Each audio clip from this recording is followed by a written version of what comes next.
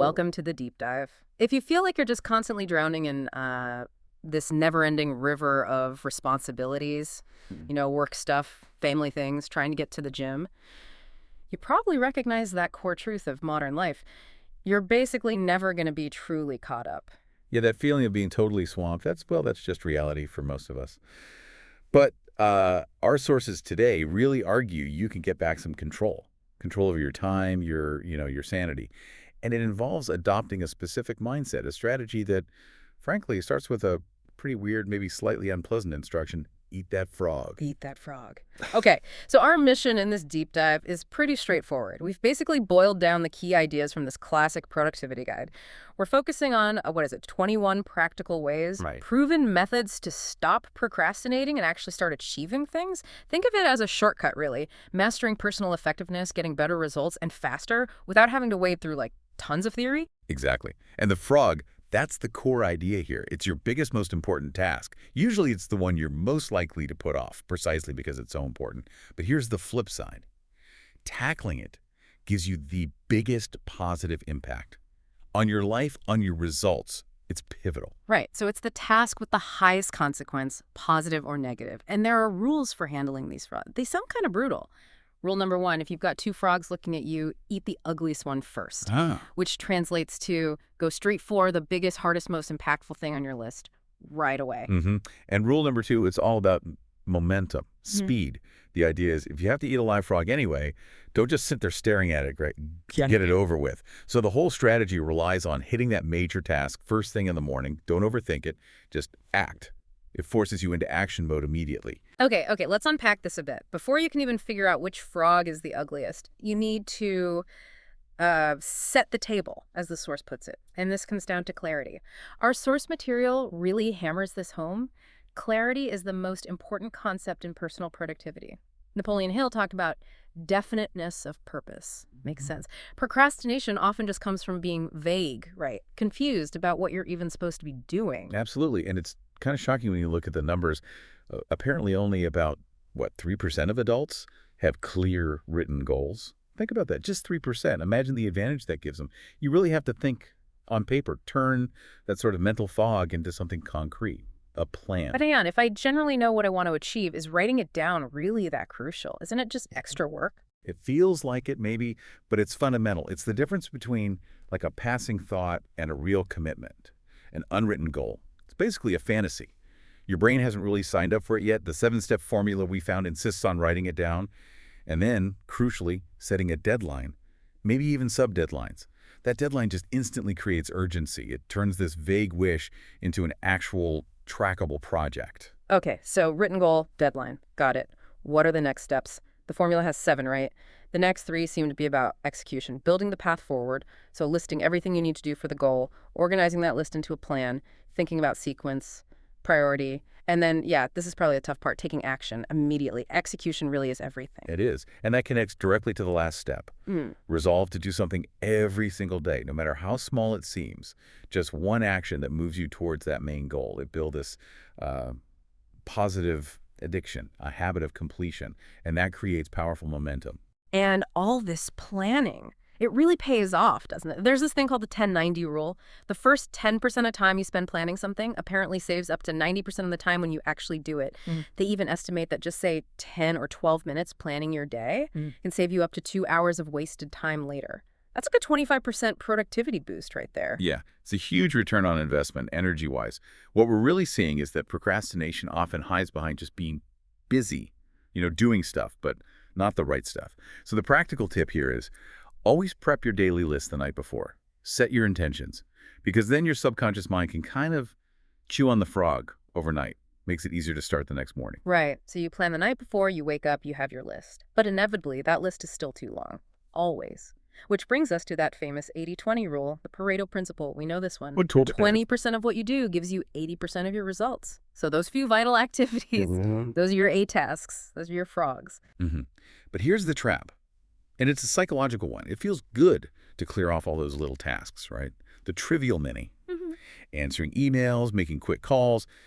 They give you this false sense of accomplishment, like you're getting things done. But the rule here is strict. Resist that temptation. Don't clear the small stuff first. because it's the big frogs, the vital 20%, that actually move the needle towards your goal. Okay, I get that intellectually. Eat the ugliest frog first. But sometimes those small tasks feel like quick wins. They build momentum. Why is the rule so absolute about avoiding them? Because you simply can't do everything. There's in enough time. So the strategy forces you into something called creative procrastination. If you have to procrastinate on something, and you will deliberately choose to put off the low-value tasks, the little stuff, the tadpoles, as the book calls them. To set priorities effectively, you also have to set, well, posteriorities. You have to consciously decide what you're not going to do or what you'll do much later, maybe never. Wow, that's tough. That requires saying no a lot. Reminds me of that Warren Buffett quote. His secret, he just says no to basically everything that isn't absolutely vital right then. That kind of focus, that's intense. But I guess that's the goal here. It is. And to help you filter everything on your list, there's this really practical tool, the ABCDE method. You apply these letters to every single item on your daily list. It forces you to prioritize properly. Okay, lay it out. A, B, C, D, E. Tasks, those are the must-do items, right? Failure means serious negative consequences. Right. And you're A1. That's the biggest, ugliest frog, your absolute top priority. Exactly. Then you have B tasks. These are should do. Skipping them has maybe mild consequences, like returning a non-urgent call or email. But the hard rule here is crucial. Never, ever work on a B task if you still have an A task left undone. Never. Okay, makes sense. C tasks are the nice to do, like grabbing coffee with someone, skipping them, zero real consequences. And then D and E are about leverage. D is for delegate, anything someone else could or should do, and E is for eliminate, tasks that maybe were important once, but now, totally irrelevant, just cross them off. Yes. And the underlying principle through all of this, discipline. Start immediately on that A1 task. Yeah. Right away, and stay with it until it's 100% complete. That single act, seeing that big task through to completion, that's the heart of this whole system. It builds confidence and momentum like nothing else. All right, moving from daily tactics to more of a long-term strategy. We need to think beyond just today, right? The source talks about considering the long-term consequences, that these are the real determinants of how important a task is. It cites research by Dr. Edward Banfield, saying a long-time perspective is the single best predictor of success, more than IQ even. Yeah, it's a powerful idea, basically. Long-term thinking improves your short-term decision-making. You have to constantly check, is the frog I'm choosing to eat today actually moving me toward the long-term future I want? This forces us to keep asking ourselves 3 really key questions for productivity. Okay, what are they? The first 2 sound like they're about defining value. First, what are my highest value activities? What really makes the biggest impact? And second, that famous Peter Drucker question, what can I and only I do that if done well will make a real difference? Exactly, identifying those unique contributions. And the third question, this is the core of time management, really. You have to ask it constantly. What is the most valuable use of my time right now? Answering that question correctly, honestly, every single time you switch tasks, that's how you become truly effective. And to answer that, you need to understand your key result areas, or KRAs. You have to ask yourself that fundamental career question, why am I actually on the payroll? What results am I expected to deliver? Usually a job boils down to, 5 to 7 essential results? Those are your KRAs. And then critically, you need to be honest with yourself. Grade yourself, maybe 1 to 10, in each of those KRAs. Because here's the kicker. Your weakest key result area acts like a bottleneck. It sets the ceiling for how effective you can be overall. Poor performance in just one essential area can hold everything else back. It's a drag on your potential. Speaking of drags, identifying constraints, bottlenecks, choke points. Between you and any goal, there's always one major constraint holding you back the most at any given time. And if we apply that 80-20 rule again, it turns out 80% of constraints are internal. They're within us, our habits, our skills, maybe our company's structure, but things we can potentially influence. Only about 20% are purely external. That's a really important insight. It means most limits are actually self-imposed, or at least controllable to some degree. So, like, if your constraint is you don't have the budget for something, okay, maybe that's external. But if the real constraint is your inability to delegate effectively, or you keep missing deadlines, well, that's internal. And the strategy says, focus all your energy on breaking that specific constraint. That becomes your biggest, most important A1 frog right now. And tackling that internal constraint often means, well, getting better at something, right? Improving a skill. The source points out that a major reason we procrastinate is just feeling inadequate, lacking confidence in a key area needed for the task. Right. which is why the material is so adamant about continuous learning. It's not optional anymore. It's the minimum requirement for success. So we need to actively upgrade our skills. The book suggests 3 practical steps for mastery. 1, read in your field every day, at least an hour. 2, take relevant courses, seminars, workshops, keep learning formally. 3, listen to audio programs, turn commute time, gym time, whatever, into learning time, and always ask that great question. What one skill, if I developed and did it really excellently, would have the greatest positive impact on my career? Yeah, find that skill and then make learning and practicing it your priority. Yeah. If your weakest KRA is, say, public speaking, and you have a big presentation coming up, then forcing yourself to prepare, to practice, to deliver that presentation, that is your KRA frog. And working on that skill is probably the highest value use of your time right now. Okay, but what if the frog isn't just ugly? It's enormous, like Yeah. truly overwhelming, a massive project, writing a book maybe, or that huge business proposal example. How do you even start? Yeah, those giant frogs can be paralyzing. The book offers 2 cool methods for that. First is the salami slice method. Basically lay out the entire task in detail, all the steps. Then you just resolve to do one small slice, just one piece today.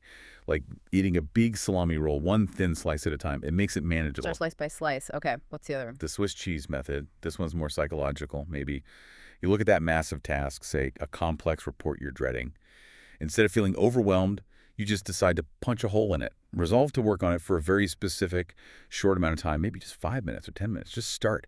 Once you make that hole, apparently your brain's natural compulsion to closure kicks in. You start wanting to fill in the gaps to finish it. It gets you moving. Huh, Swiss cheese it. I like that.